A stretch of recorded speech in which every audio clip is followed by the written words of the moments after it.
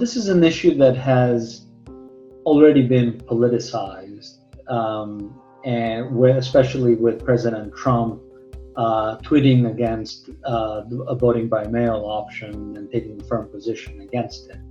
So Republicans as a demographic or as a voting group are split on whether or not voting by mail should be available for the general elections in November. Democrats are overwhelmingly in favor of it, and independents are also in favor of it. Interestingly enough, Republicans also as a voter bloc are more concerned about possible vote tampering than they are about the coronavirus.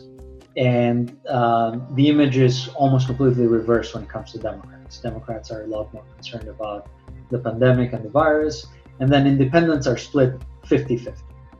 So it's not a battleground issue yet, in the sense that independents still lean more in favor of a voting by mail option than against it.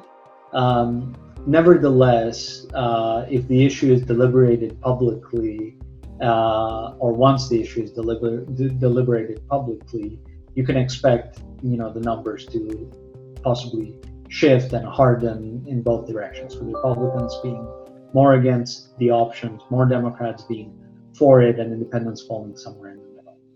I think one of the concerns that has come from Republicans in particular, of which you are one, though you don't share this concern, is that this would be a move that would benefit Democrats. Is there actually any evidence of that? Absolutely none. Ironically, it's a very false claim. At the conceptual level, if you just think about an absentee ballot, it doesn't, the benefit does not go to either party. Now, the party that focuses on it, the campaign that focuses on it, the candidates that use it may gain an enormous advantage. But conceptually, the notion of absentee ballots doesn't favor one party or the other, pure and simple. Never has and never will. So, Governor, one of the things that I think the accusation has been around ballot harvesting is that ballot harvesting is something that could be done in order to obfuscate the results or skew them in some way. Could you go into why, given your experience in running the DHS and more about why that's not an accurate concern? Well, again, I think it is a concern that has been expressed.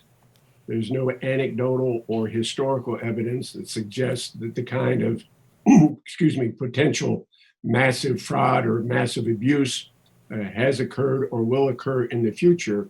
And I would remind everyone that there are certain, within each state, there are certain requirements and certain checks and double checks on absentee ballots that frankly reduce the potential reduce the threat of a potential abuse of ballot harvesting. So again, the states go about it in a very meticulous and very appropriate way. And again, I think there's a false alarm associated with that concern, just as there is a false alarm about absentee ballots writ large. I mean, if you take a look at the 2016 election, the last time I checked, the president won, even though he's opposed to absentee ballots. But I would remind the president that about 25% of the Americans who voted in 2016 in the election in which he prevailed voted absentee. And I would also say to you very respectfully, in Washington, D.C., Republican incumbents and Republican challengers in both the House and Senate, I'm quite confident their campaigns will be looking to focus on expanding absentee ballot support rather than reducing it.